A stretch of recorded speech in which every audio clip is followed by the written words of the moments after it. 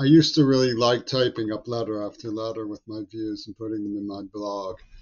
But unfortunately, the assassins have given me Parkinson's. So it's impossible for me.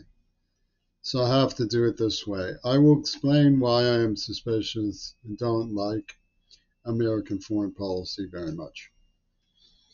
All of the people I know who have been in the military are people who have looked down on me, heckled me, abused me, degraded me, and done appalling things to me as a matter of course for them.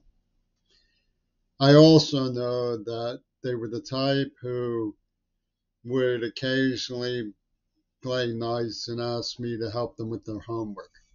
Well, it turns out that I've taken classes in Islamic theology, Islamic intellectual heritage. I've read articles and books about the refugee crisis. I did a research paper on the refugee crisis. I've tried to get my nose into Chomsky's work about Afghanistan and Syria, watched videos by both sides regarding um, Israeli affairs in the Golan Heights, the origin of the crisis in Palestine, Britain's white paper, and so on. And I know about the Holocaust. I grew up in the Jewish Holocaust survivor community. Despite putting quite a bit of time and effort into these issues, I don't understand them. So I know I like Muslims, and I give them the benefit of the doubt far more than most of the people who claim to be saving them with these wars. I have no comprehension how anyone cannot belittle what Bush and Colin Powell did in Iraq. I have no comprehension of how they can hotwire their atrocious explanation. It doesn't make any sense to me. Why they would visit such an ecological calamity on the Middle East, why they would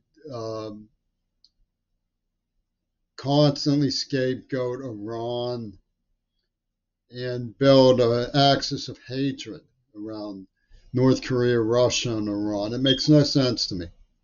I've studied and read and tried to get my mind around it.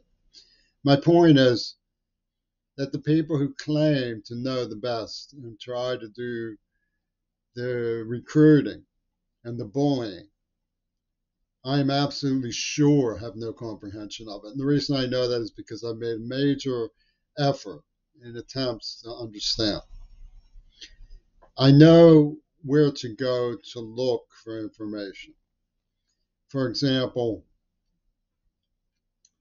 the UN has a Sustainable Development Goals office run by Jeffrey Sachs. He's an outstanding and experienced diplomat at the United Nations.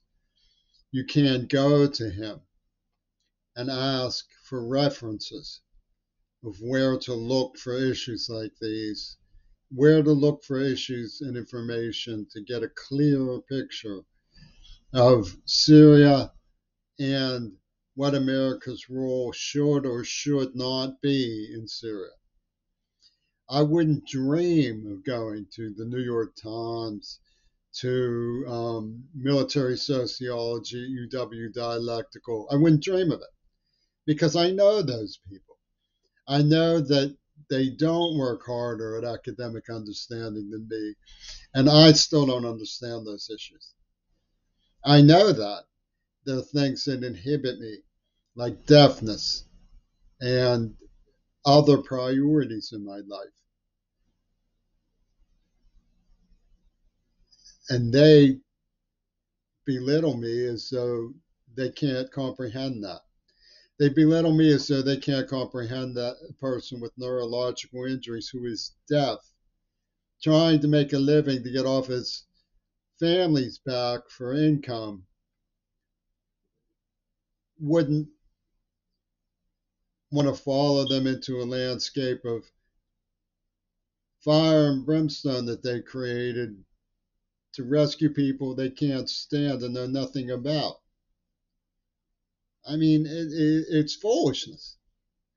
and while admitting I don't know the answers, the hot wiring mechanism that the Bush administration used to sell the war in Iraq was a hallucination by their own admission. Oh, so what? Well, we need to reform ourselves if people are going to say so what about that kind of catastrophe.